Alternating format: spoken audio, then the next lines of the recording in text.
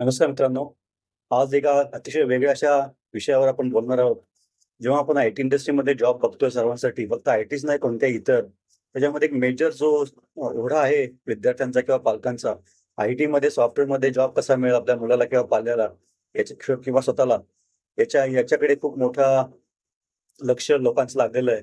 आणि जे कॉम्पिटिशन वाढते, स्पर्धा, त्याचबरोबर 2-3 गोष्टी असतात. एक तर स्पर्धा आपल्यासमोर किती आहे, एम्प्लॉयमेंट अपॉर्च्युनिटीज किती आहेत आणि त्याचबरोबर इंडस्ट्री, ओव्हरऑल इंडस्ट्रीचं स्वरूप कसं आहे किंवा त्यांचं स्टेटस कसं आहे, त्यांचा ओव्हरव्ह्यू कसा आहे, याच्यावर बऱ्याचशा गोष्टी अवलंबून असतात. तर आय-टी इंडस्ट्रीमध्ये एक एक चर्चा जी अलीकडे खूप मोठ्या प्रमाणावर चालू आहे. जे लोकं आय-टी इंडस्ट्रीमध्ये ऑलरेडी आहेत आमच्यासारखे 20, 25, 30 वर्ष, त्या लोकांच्यामध्ये ही जी चर्चा चालू आहे, की आय-टी इंडस्ट्रीमध्ये सॉफ्टवेअरच्या जॉबचं पुढे काय होईल? म्हणजे आय-टी इंडस्ट्रीने जे गेल्या 25 वर्षामध्ये जो एक 2000 आणि 1998 नंतर 2025 पर्यंत जी एक लिनियर ग्रोथ पाहिलेली आहे, ती पुढे पण चालू राहील का? कारण 2022 नंतर आपण पाहणार आहोत. कारण 2022 नंतर तो प्लॅट्यू झाला. बेसिकली ग्रोथ जी होती लिनियर 2000 पासून किंवा 1998 पासून, ती आता प्लॅट्यू व्हायला लागली किंवा फ्लॅट व्हायला लागली. तर हे याच्यामागची कारणं आणि याच्यामध्ये बरेचसे कांगोरे आपल्याला बघावे लागतील. कारण भरपूर मुलं ही जी आहेत, इंजिनिअरिंग फॉर एक्झाम्पल, ते सी आणि आय-टी, कॉम्प्युटर सायन्स आणि आय-टीमध्ये खूप मोठ्या प्रमाणावर मुलांनी ॲडमिशन घेतलेलं आहे. त्यामुळे त्याचा परिणाम काय होईल? मग त्यांचं पुढचं भवितव्य काय? ओव्हरऑल आय-टी इंडस्ट्री जे भारताच्या गेल्या 20-25 वर्षामध्ये प्रगतीमध्ये जो खूप मोठा असा महत्त्वाचा वाटा उचललेला आहे, त्याच्या फ्युचरचं काय? माझ्या जॉबचं काय बेसिकली? हे जे आय-टी इंडस्ट्रीमध्ये जॉब त्याचं काय? याच्याबद्दल आपण थोडी चर्चा करणार आहोत. ही नकारात्मक किंवा सकारात्मक असं न ठेवता, सकारात्मक ऑब्व्हियसली आपण असतोच आशावादी, परंतु काही गोष्टी लक्षात असणं पण गरजेचं आहे. कारण आंधळेपणाने घेतलेले निर्णय आयुष्यामध्ये खूप मोठ्या प्रमाणावर आपल्याला घात करतात आणि आपलं नुकसान करतात. याचा माझा चांगला अनुभव आहे. त्यामुळे ज्या गोष्टी ज्या आहेत आत्ताच आपल्याला जर कळल्या, तर आपण कदाचित त्याच्यावर लगेच ॲक्शन घेणार नाही. पण या गोष्टी जर आपल्याला माहिती असतील, तर एक बॅक ऑफ द माइंड आपल्याला एक प्रोसेस चालू असते, की in case something goes wrong, what should I do? अशा ज्या प्रकार आहेत बेसिकली आज आज जी मॉडर्न एडव्हान्स टेक्नॉलॉजी वगैरे आहे, त्याच्यामुळे पुढच्या 6 महिन्यामध्ये, 1 वर्षामध्ये काही काय होईल याची कल्पना कोणालाही नसते. नाहीये सध्या. एआय, ऑटोमेशन, ब्लॉकचेन कोणत्या कोणत्या दिशेला जाईल, हे याच्याबद्दल कोणालाही काहीही आडाखा बांधता येणार नाही 1-2 वर्षामध्ये काय होईल याच्याबद्दल. त्यामुळे आपण जे आपलं करियर जे आहे पुढच्या फॉर एक्झाम्पल आता जर तुम्ही फायनल इयरला असाल किंवा आत्ताच ग्रॅज्युएट झालेला असाल किंवा सेकंड इयर, थर्ड इयरला असाल, तर तुम्ही जेव्हा बाहेर पडाल आत्ता किंवा पुढच्या 1-2 वर्षामध्ये, त्यानंतर तुम्हाला जर आय-टी इंडस्ट्रीमध्ये जॉब पाहिजे असेल, तर त्या आय-टी इंडस्ट्रीमधल्या जॉबवर तुम्हाला 30, 35, 40 वर्षाचं करियर करायचं असेल, तर या गोष्टी माहिती असणं अतिशय गरजेचं आहे. कारण हे जर तुम्हाला माहिती नसेल, कदाचित आमची पिढी असं नेहमी म्हणते, की आम्हाला त्या काळामध्ये ज्या गोष्टी जर माहीत असत्या तर किती बरं झालं असतं. अर्थात त्याच्यामध्ये आम्ही ती माहिती मागितली पण नसेल, असं पण परिस्थिती असू शकते. परंतु तुमच्या पिढीला हा चान्स मिळू नये पुढे रडण्याचा, की आम्हालाही माहिती असतं तर किती बरं झालं असतं आधीच. यासाठी हा सगळा खटाटोप आहे. ही माहिती तुम्हाला पचेल, झेपेल, जमेल, आवडेल, न आवडेल काही फरक पडत नाही कोणालाच. मला पण नाही आणि इंडस्ट्रीला पण नाही. याच्यामधून आपण शिकून काय पुढे शिकतो का? याच्यामधून काय बदल घडवतो का? याच्यावर सगळं भवितव्य तुमचं, आमचं, इंडस्ट्रीचं, भारताचं सगळ्याचंच अवलंबून आहे. त्यामुळे ही फक्त माहितीसाठी तुम्हाला शेअर करतोय आणि आपण जे काही रेफरन्सेस घेतोय, ते डायरेक्ट त्यांच्या वेबसाईटवरून घेतोय. त्यामुळे तुम्ही तिकडे जाऊन चेक करू शकता. हे माझी मतं या सगळा जो इन्फॉर्मेशन आपल्याला त्याचं नॉलेजमध्ये रूपांतर करण्याचा जो प्रोसेस आहे, तो हा प्रयत्न आहे. कारण इन्फॉर्मेशन जी आहे ती सगळी अवेलेबल आहे. Googleवर सर्च केल्यावर तुम्हाला ChatGPT, Gemini, Grok सगळं काही मिळतं. पण त्या इन्फॉर्मेशनचं करायचं काय? हा अतिशय महत्त्वाचा मुद्दा आहे. आणि तो प्रयत्न आपण आज करणार आहोत. माझ्या आय-टी इंडस्ट्रीच्या करिअरचं काय होईल? मला जर आता समजा जॉब मिळाला नाही, तर मला काय करावं लागेल? जर मला जॉब मिळाला तर काय करावं लागेल? अशा प्रकारचे भरपूर प्रश्न. आणि मला जर जॉब मिळाला तर ते कोणत्या टेक्नॉलॉजीमध्ये असेल, काय असेल वगैरे, वगैरे. अशा प्रकारचे मूलभूत प्रश्न जेव्हा आपल्याला पडतात, तेव्हा आपण योग्य दिशेने चाललेलो आहोत. कारण जर तुम्हाला प्रश्न पडणारच नसतील, तर प्रगतीचे काही चान्सेस नाहीयेत. चा विषय जो आहे तो आहे आय-टी इंडस्ट्रीचं फ्युचर काय असू शकेल? सकारात्मक, नकारात्मक दोन्ही पण गोष्टी आपण पाहणार आहोत. आणि त्यामधून आपण काय शिकतो? आपण काय धडे घेतो? आपण काय ॲक्शन घेतो? त्याच्यावर आपली सगळी पूर्ण पुढची रिएक्शन्स आणि आपलं भवितव्य अवलंबून असणार आहे. त्याची सुरुवात करायच्या आधी ज्या YouTube चॅनलवर तुम्ही हा व्हिडिओ पाहता त्याला अवश्य लाईक करा, कमेंट करा, शेअर करा, सबस्क्राईब करा. कारण जास्तीत जास्त मुलांपर्यंत आपल्याला ही माहिती लवकरात लवकर पोहोचवायची आहे. याच्यामध्ये 2-3 गोष्टी असतात. टॅक्टिकल, स्ट्रॅटेजिक आणि ऑपरेशनल या लेव्हलवर आपल्याला करिअरमध्ये लढावं लागतं, फील्डिंग लावावी लागते. हे जे आपण जॉबच्या अपॉर्च्युनिटी सांगतो त्या ऑपरेशनल आहेत. इकडे जॉब आहे, तिकडे पळा, तिकडे जॉब आहे, तिकडे पळा. हे ऑपरेशनल झालं. टॅक्टिकलमध्ये मला काय करायचं आयुष्यामध्ये? 5 वर्षामध्ये, 10 वर्षामध्ये मला सॅपमध्ये प्रोग्रामिंग करायची आहे का? सायबर सिक्युरिटीमध्ये जायचंय का? माझं ग्रॅज्युएशन नंतर मला एका स्पेसिफिक फील्डमध्ये काम करायचं असेल तर मला काय करावं लागेल? आणि स्ट्रॅटेजी जो आहे थर्ड, ऑपरेशनल टॅक्टिकल स्ट्रॅटेजिक मध्ये तुम्ही जेव्हा जाल 20-25-30 वर्षानंतर करिअरमधून बाहेर, तेव्हा तुमच्याकडे काय असलं पाहिजे, अल्टिमेटली तुमचा ऑब्जेक्टिव्ह काय आहे, पैसा सोडून. पैसा सगळ्यांचा ऑब्जेक्टिव्ह असून त्याला काही अर्थ नाहीये, असं पैसे आल्यानंतर म्हणत असतं. त्यामुळे हे जे ऑपरेशनल टॅक्टिकल आणि स्ट्रॅटेजिक ऍस्पेक्ट्स आहेत, हे हे जे जॉब ऑपॉर्च्युनिटी आहेत त्या सगळ्या ऑपरेशन झाल्या. आपण आज टॅक्टिकल आणि स्ट्रॅटेजिक चर्चा करणार आहोत. त्याचा तुम्हाला नक्की फायदा होईल. ही वेळ जर तुम्ही व्हिडिओ पाहण्यासाठी घालवाल, शेवटपर्यंत व्हिडिओ पहा. त्याचा तुम्हाला आयुष्यभर एका माणसाने आपल्याला 2025 मध्ये मे मध्ये असं काहीतरी बोलला होता, हे तुम्हाला 100% जाणवेल याची मला 100% खात्री आहे. त्यामुळे या विषयाला सुरुवात करताना या युट्यूब चॅनलला लाईक करा, कॉमेंट करा, शेअर करा, सबस्क्राईब करा. आणि सुरुवातीला जो आपण IBFचा जो इन्फोग्राफिक आहे त्याच्यामध्ये पाहूया. त्याच्यामध्ये महत्वाची गोष्ट IT स्पेसिफिकली आपण डिस्कस करतोय. मॅन्युफॅक्चरिंग, फार्मा, स्पोर्ट्स, एंटरटेनमेंट या गोष्टी आपण नंतर बघू शकतो. पण IT स्पेसिफिक आपण चर्चा करतोय कारण जो चंक आहे, जो क्रीम जॉब्स आहेत इंडस्ट्रीमधले, संख्येच्या दृष्टीने बाकीच्या इंडस्ट्रीमध्ये पण चांगले जॉब आहेत, चांगले हाय पेइंग जॉब्स आहेत, पण IT मध्ये जास्त प्रमाणावर क्वांटिटी जास्त आहे. त्यामुळे IT बद्दल आपण चर्चा करतो. आणि ITचा जो मार्केट साईज आहे बेसिकली फायनान्शियल इयर 23चा, हे सगळं USD बिलियन मध्ये आहे. 193 प्लस 246 बिलियन US डॉलर्स हा आपला मार्केट साईज होता ITचा 2023 मध्ये, फायनान्शियल इयर आर्थिक वर्ष 2023 मध्ये.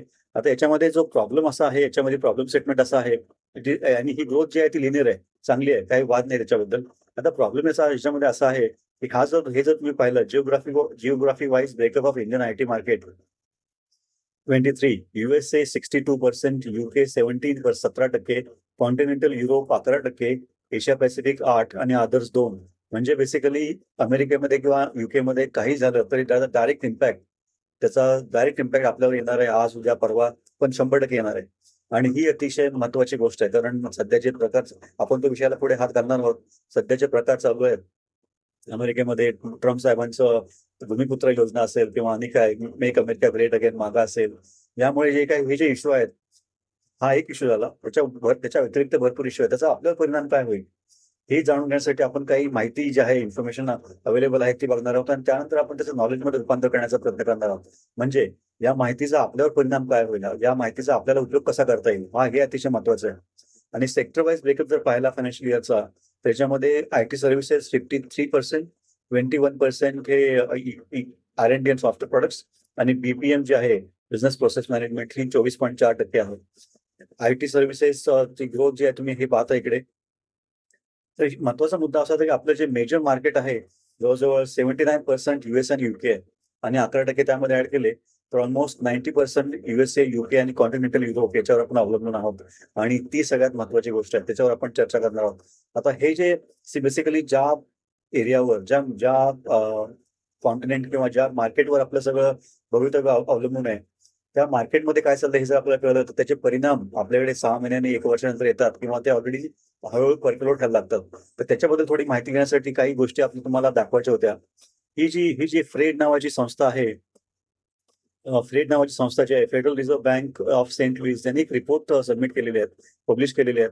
त्यांच्या म्हणण्यानुसार हे बघा, software development job postings on Indeed in United States 2020च्या 7 मे 27 किंवा मे 18, 2020 पासून त्यांनी जॉबच्या ऑपॉर्च्युनिटीज इंडीडमध्ये, म्हणजे बेसिकली सांगायचा मुद्दा असा आहे की अमेरिकेमध्ये IT जॉब जे आहेत, सॉफ्टवेअर डेव्हलपमेंट जॉबची पोस्टिंग इंडस्ट्रीमध्ये किती निर्माण झाले याचा हा मॅप आहे. आणि सांगायचा मुद्दा 2020 मध्ये मे मध्ये जेव्हा कोरोना सुरू झाला, त्या कोरोना थोडासा हे व्हायला लागला होता, तेव्हा त्यानंतर जी ग्रोथ आपण पाहिली ती जवळजवळ हा जो टॉपमोस्ट पॉईंट आहे तो 2022चा मार्च आहे. तिथपर्यंत आपल्याला ही लिनियर ग्रोथ, आपल्याला एक्सप्लोसिव्ह ग्रोथ बघायला मिळते. आणि त्यानंतर मात्र जेव्हा परिस्थिती सामान्य व्हायला लागली, त्यानंतर मात्र हा एक शार्प टर्न आलेला आहे खाली.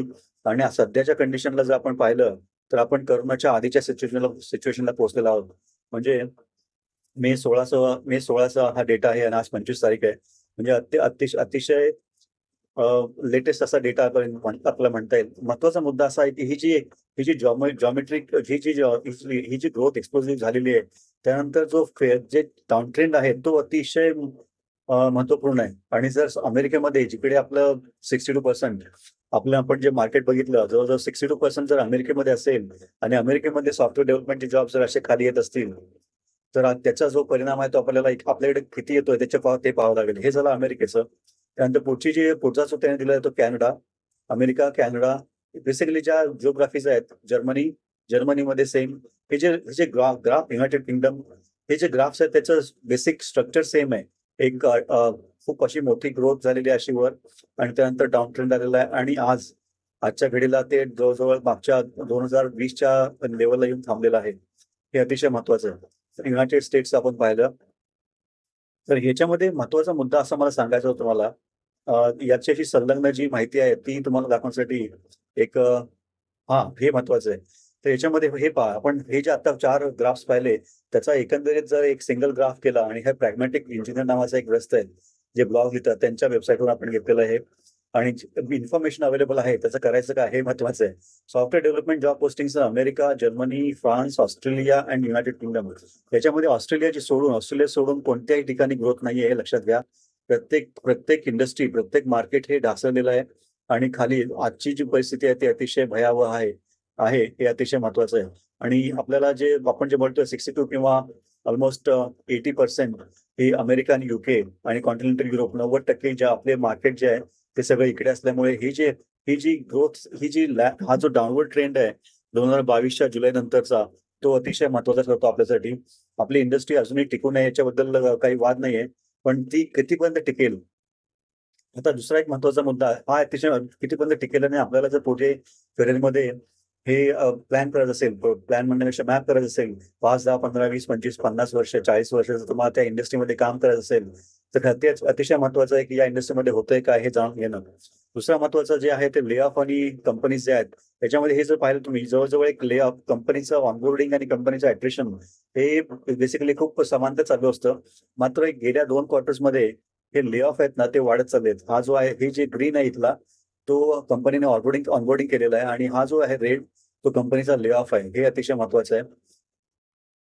त्यानंतर आयपीओ ट्रेंड. आता बेसिकली इंडस्ट्रीमध्ये पैसा खूप येतो, कंपन्या ज्यामध्ये पैसा इन्व्हेस्ट करतात तेव्हाच इंडस्ट्रीमध्ये पैसा येतो. तुम्ही जर पाहिलं 2021 मध्ये 215 आयपीओ अमेरिकेमध्ये आले होते, की 2022, 23, 24 याच्यामध्ये 51, 25, 25 म्हणजे आयपीओ इंडस्ट्रीमध्ये पैसे ओतण्याची जी प्रक्रिया आहे ती थोडीशी थांबलेली असं म्हणता येईल मागच्या 3 वर्षांमध्ये, आणि हे अतिशय महत्वाचं आहे.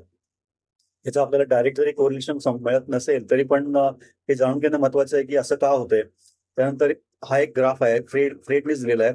सॉफ्टवेअर डेव्हलपमेंट जॉब पोस्टिंग ज्या आहेत, आणि आयटी ऑपरेशन्स जॉब आणि हेल्पडेस्क जॉब पोस्टिंग या रेट ज्या आहेत त्याच्या आहेत. ह्याच्यामध्ये दोन्हीमध्ये पण डिक्लाइन झालेला आहे. 2022च्या हा जो कालावधी आहे 2022 मधला साधारण एप्रिल मे, तिथून जी ढासळण चालू आहे ती अजून थांबलेली नाहीये. हा अतिशय महत्वाचा मुद्दा त्यांनी इकडे अधोरेखित केलेला आहे. तर ही जी माहिती आपल्यापर्यंत पोहोचते त्याचे पॅरल बेसिकली आयटी मध्ये आपण ज्या इंडस्ट्रीमध्ये आपल्याला इंटरेस्ट आहे त्याच्याकडे आपण पाहतोय, पण त्याच्या व्यतिरिक्तच आपण पाहिलं तर बँकिंग आणि फायनान्समध्ये हे जे डिक्लाइन आहे तो सगळ्याच इंडस्ट्रीमध्ये झालेला आहे. त्यामुळे असं काही नाही की आयटी इंडस्ट्रीमध्ये तो सगळ्यात जास्त प्रमाणावर झालेला आहे. कारण आयटी इंडस्ट्री ही सकारात्मक, जेव्हा मार्केट इंडस्ट्री चांगली असते किंवा जगभरामध्ये व्यापार उद्योग चांगला चाललाय तेव्हा आयटी इंडस्ट्रीला बूम येतो, आणि जर काही कुठे प्रॉब्लेम झाला तर आयटी इंडस्ट्रीचं first go down. IT industry खूप रिएक्टिव्ह, सेन्सिटिव्ह असते याच्या मॅटर्समध्ये. त्यामुळे सांगायचा मुद्दा असा आहे की सॉफ्टवेअर डेव्हलपमेंटचे जॉब्स जे आहेत ते all job posting, non software किंवा नॉन आयटी जॉब्स पाहिलं तर त्याच्या मनाने खूप मोठ्या प्रमाणात ढासळताना दिसतात. हे बाकीचे जे जॉब्स आहेत ट्रॅडिशनल कॉन्झर्वेटिव्ह जॉब्स, त्यांची ग्रोथ पण ट्रॅडिशनल कॉन्झर्वेटिव्ह होते आणि त्यांचा डिक्लाइन पण कॉन्झर्वेटिव्ह आहे. हे अतिशय महत्वाचं आपल्याला लक्षात घेतलं पाहिजे. आणि त्यानंतर तुम्हाला सांगायचा मुद्दा असा की आता हे झालं इंडस्ट्रीबद्दल आपण जाणून घेतलं. आता आपली परिस्थिती काय आहे, जेव्हा आपण आयसीच्या वेबसाईटवर जातो, AISHA ही जी AISHA जी ऑल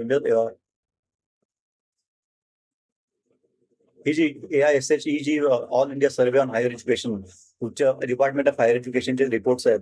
2022चा रिपोर्ट आपल्याकडे उपलब्ध आहे, तो मी इकडे ओपन केलेला आहे. या रिपोर्टनुसार जर तुम्ही पाहिलं की रिपोर्टनुसार तुम्ही जर पाहिलं तर इंजिनिअरिंगचं जर आपण बोलायचं झालं स्पेसिफिकली, आपण सगळं पाहणार आहोत. इंजिनिअरिंगमध्ये फोकस यासाठी करतो की सीएससी आणि आयटी मध्ये जी मुलं आता शिक्षण घेत आहेत त्यांच्यासाठी अतिशय महत्वाचं आहे, आणि बाकीच्यांनी हे डोळे उघडण्याची गरज आहे. इंजिनियर किंवा नॉन इंजिनियर दोघांनी पण.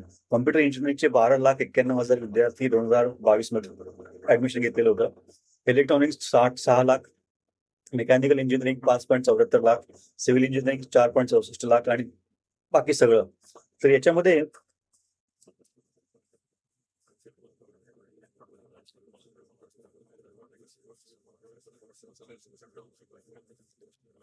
याच्यामध्ये अजून एक महत्वाची गोष्ट तुम्हाला दाखवतो मी. याच रिपोर्टमध्ये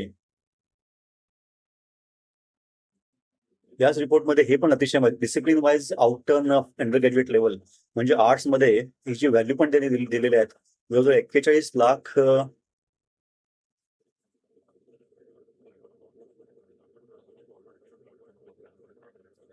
टोटल जे विद्यार्थी आहेत आर्ट्स डिसिप्लिन मध्ये जे 40%, 31.36% जे आहेत ते म्हणजे 24 लाख विद्यार्थी आर्ट्स डिसिप्लिन मधून पासआउट झालेत. त्यानंतर सायन्स डिसिप्लिन मध्ये 15.44 म्हणजे 11.97 लाख विद्यार्थी पासआउट झालेत. त्यानंतर कॉमर्स डिसिप्लिन मध्ये 14.54% म्हणजे साधारण 11.28 लाख विद्यार्थी पासआउट झालेत. आणि त्याचबरोबर मेडिकल सायन्समध्ये त्याने हे सगळे डिटेल दिले आहेत. त्याच्यामध्ये मला महत्वाचा मुद्दा सांगायचा असा आहे, इंजिनिअरिंग अँड टेक्नॉलॉजी टोटल 10.7 आणि आय टी अँड कम्प्युटर 3.3 म्हणजे हे 10.7 आणि 3.2 14%. 41 लाखाचे 14% विद्यार्थी जे आहेत ते डायरेक्ट आयटी किंवा आयटी रिलेटेड इंडस्ट्रीमध्ये आहेत. त्याच्यामध्ये इंजिनिअरिंग टेक्नॉलॉजीमध्ये नॉन आयटी पण आहेत. त्यामुळे सांगायचा मुद्दा असा आहे की ही जी मुलं आहेत त्यांचं पुढे काय होणार हे अतिशय महत्वाचं आहे. आणि बाकीची मुलं जी आहेत आता फक्त इंजिनिअरच आयटी मध्ये जातात असं नाहीये. ते दिवस गेले. फॉर एक्झाम्पल आम्ही जेव्हा कॉलेजमध्ये होतो तेव्हा मी 98चं बोलतोय. 98-99ला त्यावेळी जे टॉपर होते आमच्या कॉलेजचे, मी सीयूपी पासआउट आहे, ते टॉपरला 12-13 हजार रुपयाचा पगार मिळायचा आणि पगार द्यायचं कोण? बजाज ऑटो लिमिटेड, थर्मॅक्स, अशा टाटा मोटर्स अशा प्रकारचे. मी पुण्यामध्ये होतो ऑब्व्हियसली. त्यावेळी आयटीचं एवढं वारं सुटलं नव्हतं. आयटीचे एवढे एम्प्लॉयमेंट जनरेशन होत नव्हती. माझ्या मेसमध्ये जो माझ्या शेजारी बसून जेवायचा अगरवाल नावाचा ग्रस्त मुलगा, त्याला 94,000चं पॅकेज मिळालं होतं 98 मध्ये एमडॉक्स मध्ये आणि त्याची पोस्टिंग सायप्रसला होती. यू कॅन इमॅजिन 14,000 हे टॉपरला मिळतो आणि त्याच दिवशी एक आयटी कंपनी एका विद्यार्थ्याला 94,000 प्रति महिना, 14,000 टॉपरला आणि 94,000 प्रति महिना एमडॉक्स सायप्रस.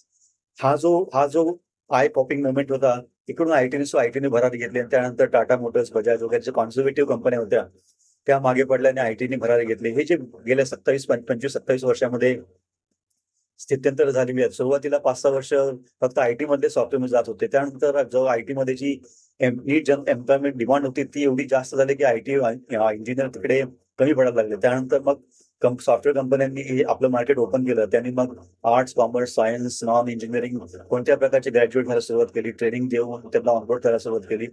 त्यामुळे आत्ताची कंडिशन अशी आहे की प्रत्येक जॉबसाठी मला वाटतं 70 ते 80% जे जॉब्स आहेत ते ओपन आहेत. त्याच्यामध्ये तुम्हाला इंजिनिअरिंग ग्रॅज्युएटच पाहिजे असं काही मी पाहिलेलं नाहीये. त्यामुळे तुम्ही BA, BCom, BSc, BBA, BMA कोणत्याही प्रकारचं जरी ग्रॅज्युएशन केलेलं असेल आणि तुम्ही एखादा स्पेसिफिक कोर्स केलेला असेल तर तुम्हाला 100% जॉब आयटी मध्ये मिळू शकतो. अशी परिस्थिती काही गेल्या 10 वर्षामध्ये आपण पाहिलेली आहे. विशेषतः 2008चा जो लेमन ब्रदर्सचा कोलॅप्स होता त्यानंतर पुढची 10-12 वर्ष अतिशय सुखकर गेली आयटी इंडस्ट्रीसाठी. त्याच्यामागचं कारण तुम्हाला सांगतो. त्याच्यामागचं कारण असं आहे की जो इंटरेस्ट रेट जो आहे तो आपण आयपीओचं पाहिलं. हे बघा, इंटरेस्ट रेट अमेरिकेमध्ये जेव्हा 1% कमी असतो तेव्हा आयटी इंडस्ट्री बूम करते. कारण खूप मोठ्या प्रमाणावर पैसा खेळता राहतो. इंडस्ट्रीमध्ये इन्व्हेस्ट करतात लोक, व्हीसी व्हेंचर कॅपिटलिस्ट इन्व्हेस्ट करतात, आयपीओज होतात. त्यामुळे भरपूर पैसा इंडस्ट्रीमध्ये येतो आणि त्यामुळे हे जे पॅचेस आहेत 2003 मधले 2 महिने, त्यानंतर 2008 लेमन ब्रदर्स नंतरचे जवळजवळ 9 वर्ष हा अतिशय गोल्डन पिरियड होता आयटी इंडस्ट्रीचा. आणि त्याचा साईड इफेक्ट मी तुम्हाला थोडक्यात सांगणार आहे लगेच. त्यानंतर अगदी थोड्या फरकाने 2020 ते 2022 मध्ये ही जी 2 वर्ष आहेत ती पण आयटी इंडस्ट्रीसाठी अतिशय महत्वाची होती. आता हा जो कालावधी आहे 2020 ते 2022 तो तुम्हाला इथे कळेल. 2020 ते 2022 ही जी ग्रोथ आहे ती त्या बिलो 1% इंटरेस्ट रेटच्या काळामध्ये झालेली आहे. आणि सध्या जो इंटरेस्ट रेट आहे तो जवळजवळ मला वाटतं 5% वगैरे आहे. जास्त टॅब्स ओपन केले की असं होतं.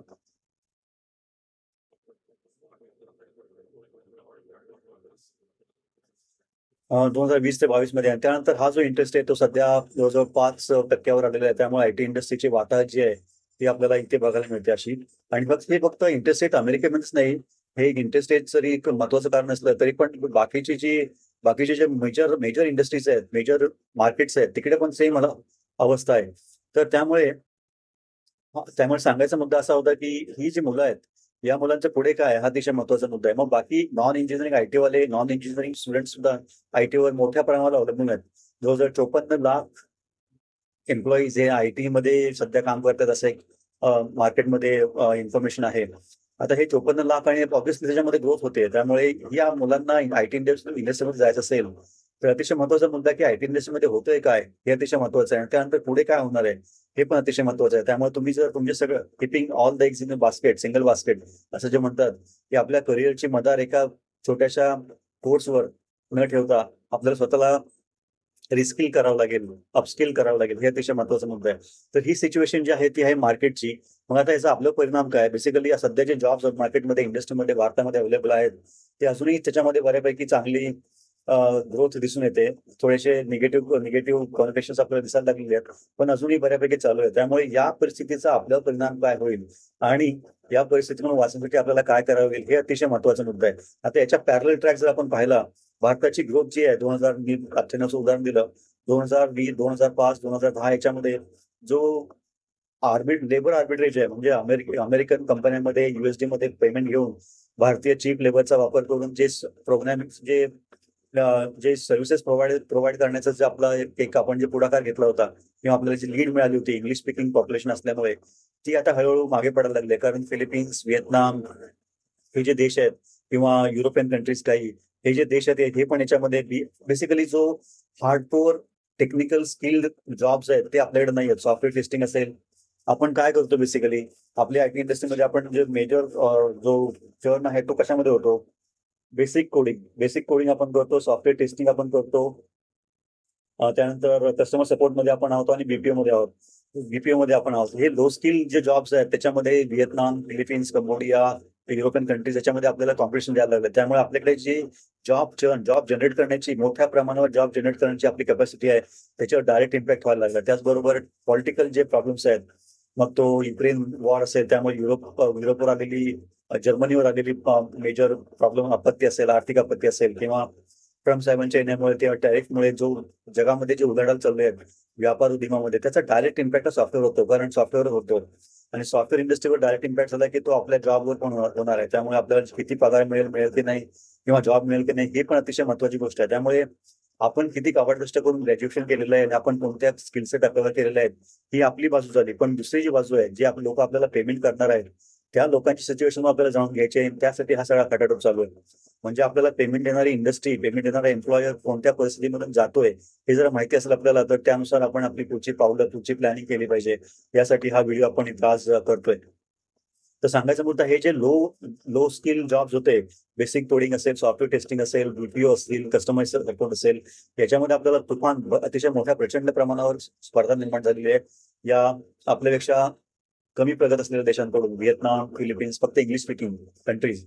त्यामुळे आता आपल्याला जे निश कॅटेगरीज आहेत, एआय, एमएल, डेटा सायन्स, ज्याच्यामध्ये ऍक्च्युअली डोकं लावावं लागतं, अशा इंडस्ट्रीमध्ये आपल्याला सायबर सिक्युरिटी, अशा इंडस्ट्रीमध्ये आपल्याला जावं लागेल. आणि आपलं ग्रॅज्युएशन जो आहे, तर प्रॉब्लेम आपला असा आहे की ही जी शिक्षा वेबसाईटवरून घेतलेलं आहे, कम्प्युटर इंजिनिअरिंगमध्ये 2020-21 मध्ये 11.18 लाख मुलं आहेत आणि 2016 मध्ये 9.5. म्हणजे सगळे बेसिकली सांगायचा मुद्दा, सगळी मुलं जर आयटी मध्ये जायला लागली तर मग आपल्या बाकीच्या इंडस्ट्रीचं काय होईल हा एक महत्वाचा मुद्दा असतोच.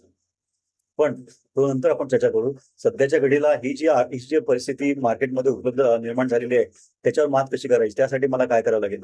त्यासाठी याच्यावर मात करण्यासाठी सगळ्यात सोपा मार्ग असा आहे की आपलं जे ग्रॅज्युएशन आहे त्याच्यावर अवलंबून न राहता इंडस्ट्रीमध्ये डिमांड जे आहे, सॅप असेल, सायबर सिक्युरिटी असेल, किंवा बाकीच्या कोणत्या एआय असेल, एमएल असेल, ब्लॉकचेन असेल, upcoming industry, upcoming trends, upcoming technology सुद्धा लक्ष देऊन त्याच्यामध्ये आपण आपले स्किल्स अपडेट केले पाहिजेत, रिस्किल केलं पाहिजे, अपस्किल केलं पाहिजे. कारण मी जेव्हा रिझ्युमे घेऊन एक समोरच्या कंपनीवर जातो तेव्हा एक माझ्यासारखे, me for example me engineer आहे किंवा मी बीकॉम आहे किंवा बीए आहे, तर मी जर नॉर्मल ग्रॅज्युएट असेल आणि माझ्याकडे बाकीचे काही टेक्नॉलॉजी किंवा बाकी काही सर्टिफिकेशन असतील तर मी हजारो मुलांशी डायरेक्ट स्पर्धा करतोय त्या जॉबसाठी. समजा जॉब 100 असतील आणि जर 10,000 ऍप्लिकेशन आले असतील तर त्याच्यामध्ये माझं एक ऍप्लिकेशन त्या 10,000 पैकी एक आहे असं होतं. पण त्याच वेळी 100 ऑपॉर्च्युनिटीज आहेत आणि 10,000 मुलं आलेली आहेत, पण त्याच्यामध्ये माझ्या ग्रॅज्युएशन व्यतिरिक्त मी CISSP केलेलं आहे, फॉर एक्झाम्पल सायबर सिक्युरिटी मधलं ग्लोबल सर्टिफिकेशन केलेलं आहे. तर हे जे 10,000 त्यातले जवळजवळ 9,500 मुलं मी ऑलरेडी मागे टाकलेली आहेत, हे लक्षात घ्या. हा खूप मोठा इफेक्ट होतो आणि हे करण्यासाठी आपल्याला कोणी येऊन सांगणार नाही किंवा जबरदस्ती करणार नाही. मला जर स्वतःला इतरांच्या पेक्षा पुढे न्यायचं असेल, मला जर स्वतःला चांगली अपॉर्च्युनिटी मिळवायची असेल, तर मला हे करावंच लागेल. हा अतिशय महत्त्वाचा मुद्दा आहे. मग हे सायबर CISSP असेल, सॅप कोर्स असेल, डेटा सायन्स असेल, आर्टिफिशियल इंटेलिजन्स असेल, मशीन लर्निंग असेल, जिनोमिक्स असेल, बायोटेक्नॉलॉजी असेल, ESG असेल, एन्व्हायरमेंटल त्याच्याशी रिलेटेड जॉब्स. बेसिकली आपल्याला बघायचं हे आहे की स्पर्धा आपली कशी कमी होईल आणि अनफॉर्च्युनेटली हे जे मी नंबर तुम्हाला सांगितले ते वाढतच जाणार आहेत. कारण हे 2020 ची इन्फॉर्मेशन आहे. कारण ही 2020 ची इन्फॉर्मेशन आहे आणि आपण आपली स्पर्धा जी आहे ती या मुलांच्या बरोबर आहे. त्यामुळे अशा या मुलांच्या आता समजा हे जे मी कम्प्युटर इंजिनिअरिंगचं 12,91,000चं उदाहरण घेतलं, तर यावर्षी साधारण 15 लाख जर कम्प्युटर इंजिनियर बाहेर पडणं मार्केटमध्ये येणार असतील आणि जर जॉब ऑपॉर्च्युनिटीज फक्त 15 लाख मुलं रेडी अवेलेबल आहेत फक्त फक्त कम्प्युटर इंजिनिअरिंग मधली, आणि जर जॉब जर 4,000 5,000 असतील, 10,000 असतील, 50,000 असतील, 1,00,000 असतील, तरी 2,00,000 असतील, तरी पण मी स्वतःला प्रूव्ह कसं करायचं? बेसिक क्वालिफिकेशन व्यतिरिक्त माझ्याकडे असं काय आहे की जेणेकरून मी कंपनीला सांगू शकेन की तुम्ही मला हायर करा. कारण ज्या दिवशी तुम्ही मला रिक्रूट कराल तो दिवस सोडला ऑनबोर्डिंगचा, HR ट्रेनिंग वगैरे, दुसऱ्या दिवसापासून मी लगेच प्रोडक्टिव्ह होईल. म्हणजे तुमचं बिलेबल रिसोर्स मी लगेच इमिडिएटली रेडी आहे. तुम्हाला बिझनेस रेव्हेन्यू तुमचा लगेच सुरू होईल. ही एक आयडिया झाली. दुसरी आयडिया, मी जर बेसिक ग्रॅज्युएशनवरच कंपनीला सांगितलं की मी ग्रॅज्युएशन केलेलं आहे, मग तुम्ही मला जॉब द्या, आणि कंपनीला आपल्याला जॉब दिला तर पहिले 6 महिने कंपनीला आपल्याला ट्रेन करावं लागतं. आणि ते ट्रेनिंग जर आपण सक्सेसफुली कंप्लीट केलं तर आपण बिलेबल रिसोर्स 6 महिन्यानंतर होतो. तोपर्यंत कंपनी वाट होऊ शकते का? तोपर्यंत कंपनीकडे तग धरण्याची प्रवृत्ती आहे का? तोपर्यंत कंपनीकडे तग धरण्या एवढे प्रोजेक्ट्स आहेत का? त्यामुळे हे जे गिव्ह अँड टेक आहे तो अतिशय महत्वाचा असतो, आणि स्वतःला सेल करणं सगळ्यात महत्वाचं असतं. कारण माझ्याकडे असं कोणती व्हॅल्यू एडिशन आहे, माझ्याकडे असं फीचर सेट आहे, माझ्याकडे कोणती असं स्किल आहे जे मला इतरांपेक्षा वेगळं करतं आणि ज्याचा तुम्हाला कंपनीला सगळ्यात फायदा होईल. हे अतिशय महत्वाचं असतं. त्यामुळे ही जी परिस्थिती निर्माण झालेली आहे जगामध्ये, भारतामध्ये निर्माण, त्याचे परिणाम लवकर दिसून येतील आपल्याला. त्याच्यावर मात करण्यासाठी आपलं जे काही क्वालिफिकेशन, याच्यावर उपाय काय, बेसिकली जे काही ग्लोबल ट्रेंड्स आणि ट्रम्प साहेब असतील, युरोपियन असेल, जॅपनीज असतील, ऑस्ट्रेलियन असतील, आपण काही करू शकत नाही. आपल्या हातामध्ये काय आहे हे अतिशय महत्वाचं आहे. आपल्या हातामध्ये हे आहे की आपण रिस्किल अपस्किल केलं पाहिजे. सतत काहीतरी शिका. मार्केटमध्ये कोणत्या गोष्टीची गरज आहे ते पहा. वर्ल्ड इकॉनॉमिक फोरमचे खूप चांगले रिपोर्ट्स आता अवेलेबल आहेत. सतत स्वतःला अपस्किल करा. तुम्हाला माहिती नसेल तर माहिती मागा. कारण बऱ्याच वेळा असं होतं की माहिती मागताना पण डेअरिंग करावं लागतं. कारण आपल्याला असं वाटतं की त्याला काय वाटेल, तुम्हाला माहिती देईल का, की तो माझा अपमान करेल.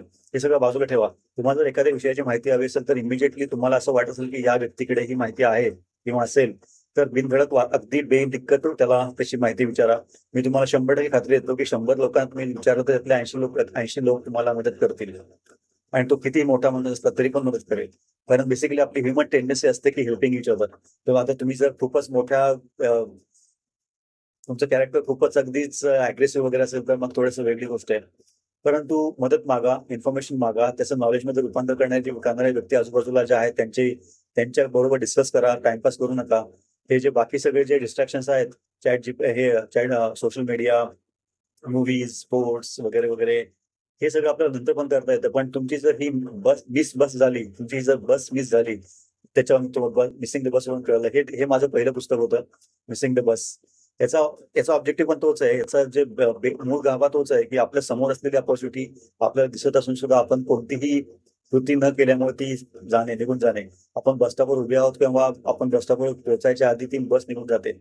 98, 99, 2000 साली आयटीची बस आम्हाला मिळाली. तुम्हाला ही आयटीची बस आता फुल फॉर्म मध्ये आहे, पण ही बस तुम्हाला पुढची 20, 25, 30 वर्ष तुमच्या गंतव्यस्थानावर नेईल की नाही, हा अतिशय महत्वाचा मुद्दा आहे. त्यासाठी तुम्हाला फर्स्ट ऑफ ऑल त्या बस स्टॉपवर जावं लागेल आणि त्या बस डेपोमध्ये जावं लागेल. जर तुम्हाला आयटीची बस नको असेल तर तुम्हाला हे जाणून घ्यावं लागेल की मला माझ्या गंतव्यस्थानासाठी, माझ्या डेस्टिनेशनला पोहोचण्यासाठी बाकीच्या कोणत्या बस अवेलेबल आहेत. मग ती बस AIML आहे की जिनोमिक्स आहे की बिग डेटा आहे की आणि काय आहे, मॅन्युफॅक्चरिंग मध्ये 3D प्रिंटिंग आहे, हे सायबर सिक्युरिटी आहे, सॅप आहे. हे सगळं तुम्हाला शोधावं लागेल की एज्युकेशन मध्ये तुम्ही काम करू शकता, मॅन्युफॅक्चरिंग मध्ये तुम्ही काम करू शकता, तुम्ही स्वतःचे बिझनेस सुरू करू शकता. अल्टिमेटली ऑब्जेक्टिव्ह हा आहे की हे जे ट्रेंड्स ग्लोबल आपल्या हातामध्ये, कंट्रोलमध्ये नसलेल्या गोष्टीवर मात करून आपलं करिअर आपल्याला यशस्वी कसं करता येईल.